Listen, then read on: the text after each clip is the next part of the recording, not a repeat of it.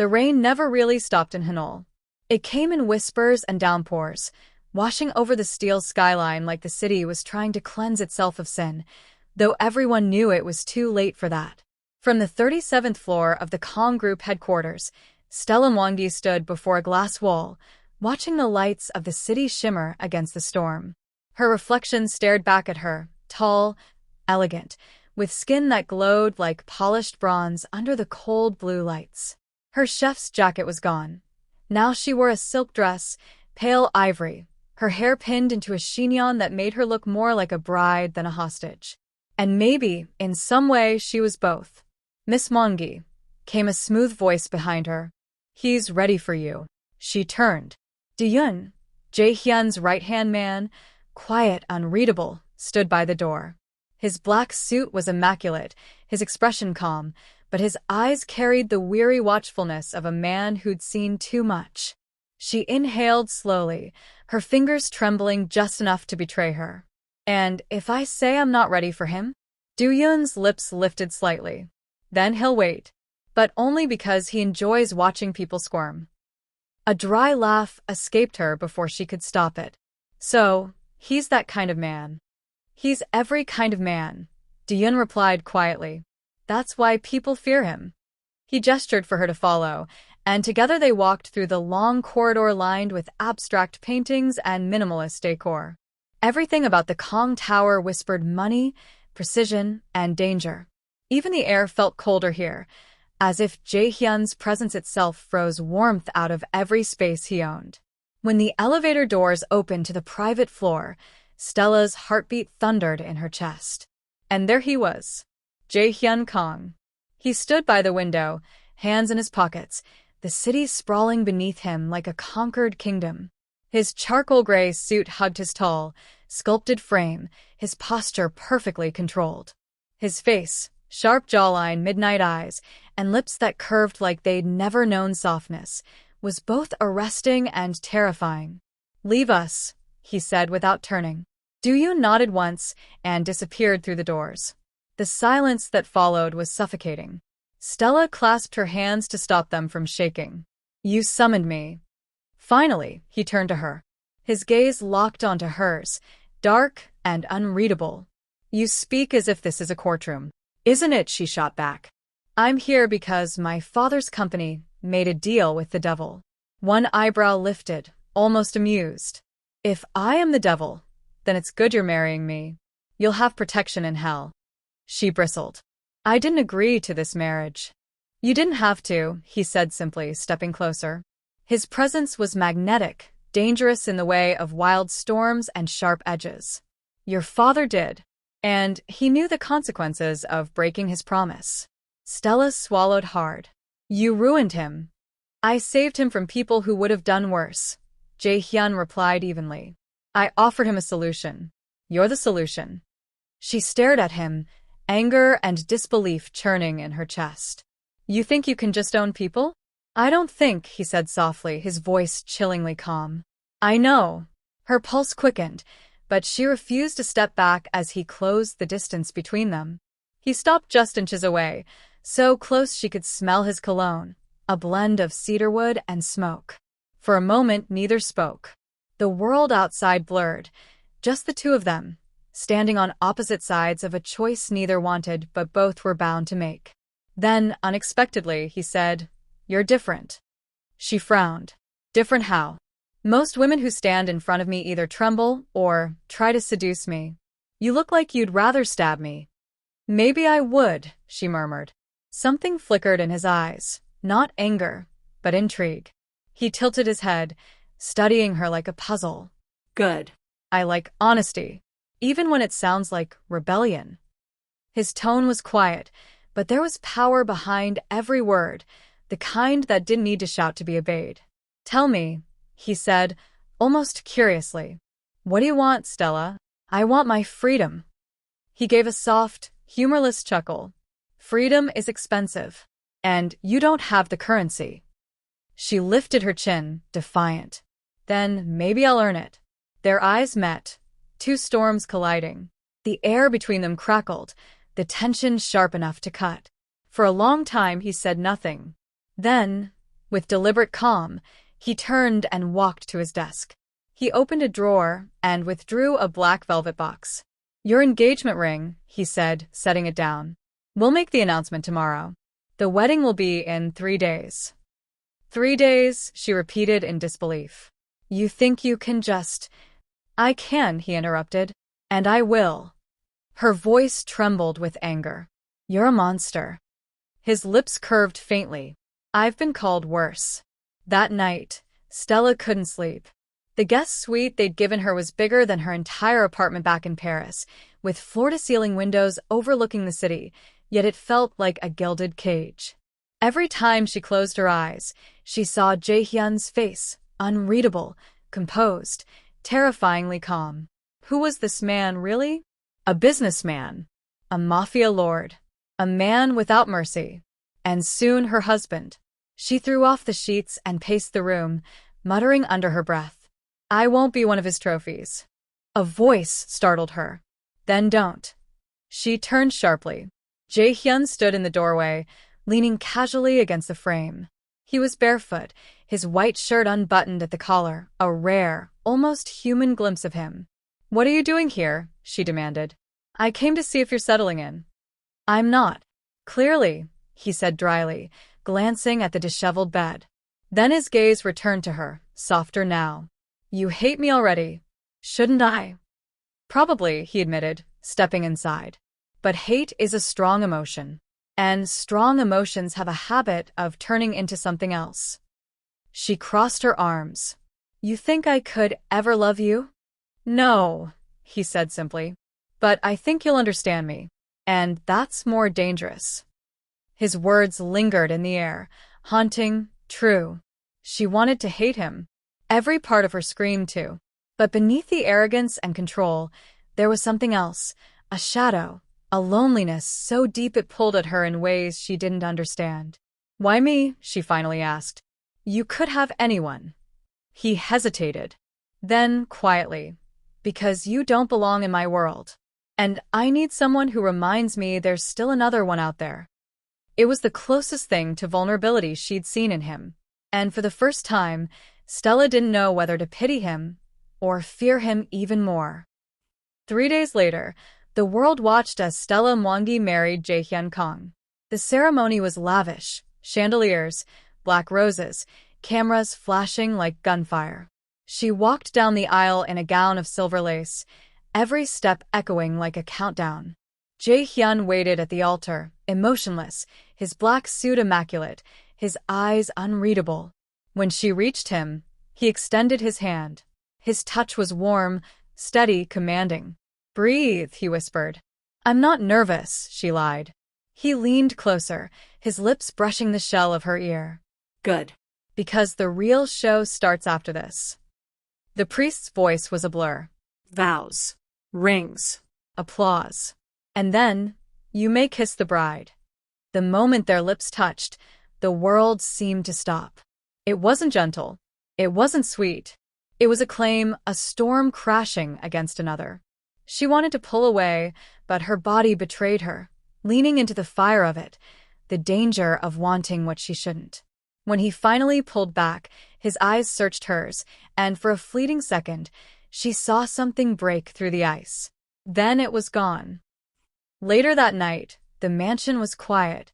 The rain returned, tapping against the glass as Stella stood on the balcony, barefoot, wearing a silk robe that clung to her frame. The city stretched endlessly below, lights flickering like stars that had fallen to earth. She heard him before she saw him, his footsteps soft but deliberate. "You shouldn't be out in the rain," Jae-Hyun said, his voice low. She didn't turn. "I like it. It reminds me that I'm still real." He stepped closer, his hand brushing her shoulder. "You are." The contact sent a shiver through her, not from fear, but something else entirely. "I don't understand you," she whispered. "You're ruthless to everyone else but with me." "With you," he said quietly, "I forget to be." She turned then, meeting his gaze. The storm outside mirrored the one in his eyes, turbulent, dangerous, beautiful. Without a word, he reached up, his hand tracing the line of her jaw. The world seemed to dissolve, The rain, the city, the past. Only them remained. He leaned closer, his breath warm against her lips. If you want me to stop, say it now. She didn't. Couldn't. And when his lips found hers, it wasn't about possession this time. It was about surrender. A slow, aching confession of everything they couldn't say aloud. The kiss deepened, pulling her into him, their hearts colliding in a rhythm that defied reason. When they finally broke apart, breathless, he rested his forehead against hers. This changes nothing, he murmured. We're still bound by duty. Then why does it feel like it changes everything? She whispered back. He smiled faintly, a rare, fleeting thing. Because it does. And somewhere, far below the mansion, in the shadows of Hanol, a black car waited. Inside, a man spoke quietly into a phone. She's in. The chef is his weakness. The voice on the other end replied, cold and certain. Then we'll use her to destroy him. As lightning split the sky, Stella and Jae-Hyun stood tangled in each other's storm, unaware that their love, forbidden and fragile, had already become the city's next weapon. The rain had stopped by morning. Hanol shimmered under a silver dawn, the streets glistening like mirrors.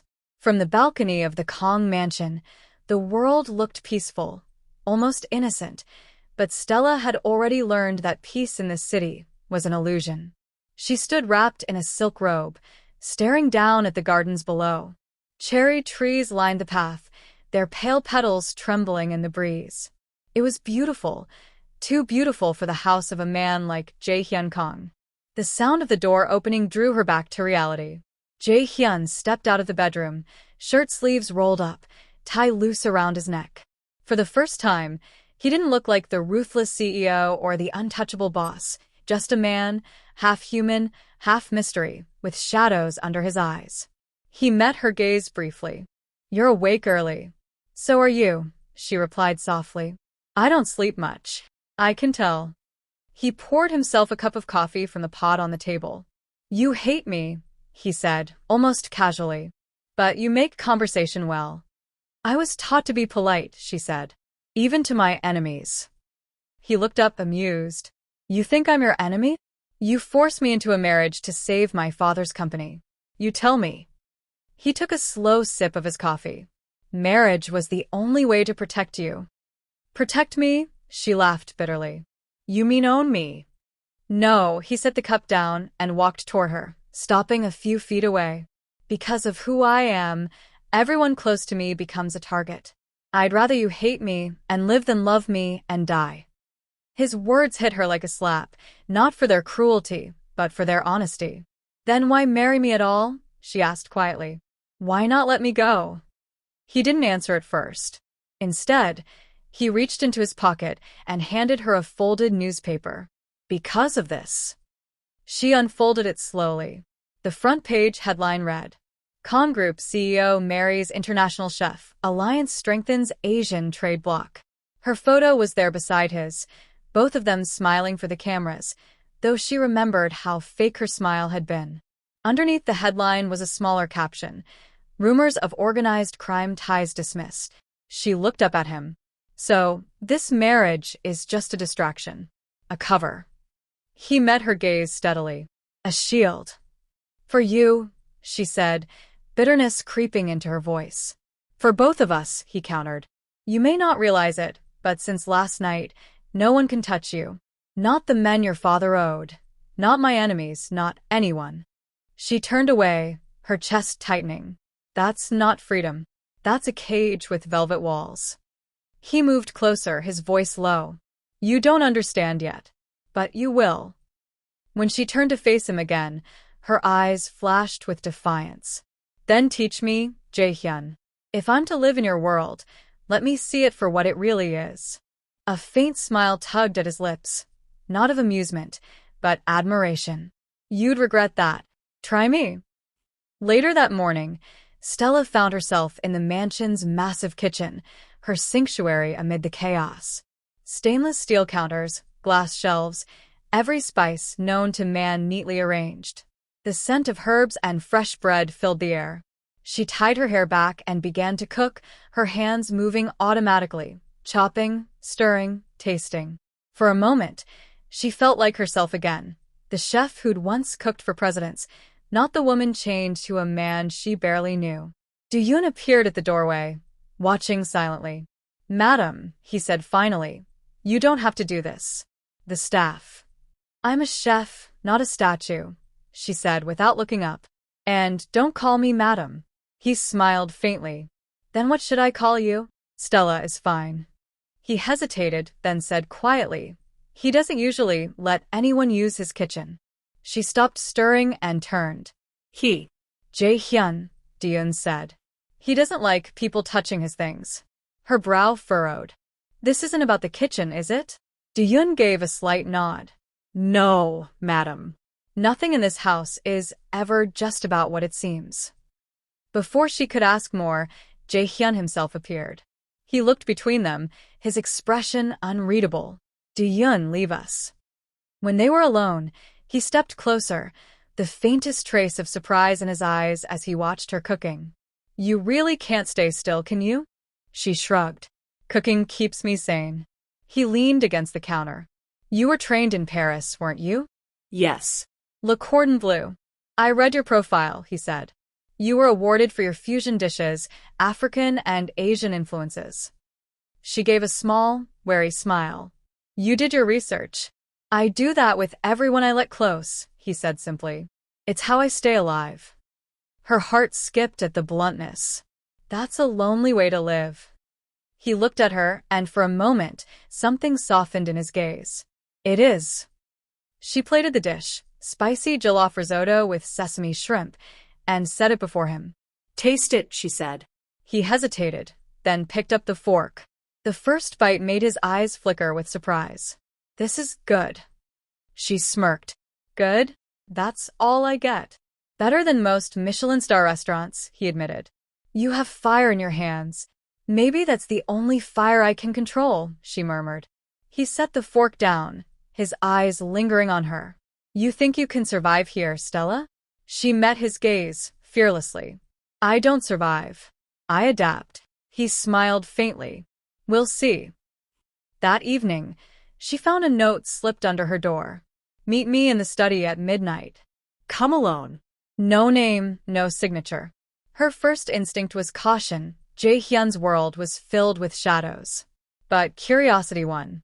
When the clock struck 12, she made her way through the dimly lit corridors, the mansion silent except for the hum of the rain outside. The study door was ajar. She stepped inside and froze. A man stood by the fireplace, not Jae-Hyun. His suit was dark, his expression colder than the flames behind him. "Who are you?" she demanded.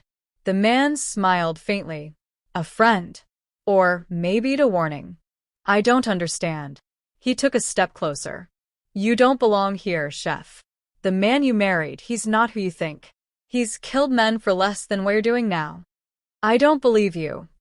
"You will," the man said softly. "Because soon, you'll see it with your own eyes." Before she could speak, a shadow moved behind her. A hand gripped the man's shoulder, Jae-Hyun's hand. "I told you," Jae-Hyun said quietly, his voice lethal. "No one enters this house uninvited." The stranger didn't flinch. "You can't kill me, Kong. Not here. Too many eyes watching." Jae-Hyun's jaw tightened. "Then leave before I forget. I care about witnesses." The man smirked, stepping back toward the door. "Be careful with your new bride. Sooner or later, she'll see the blood on your hands."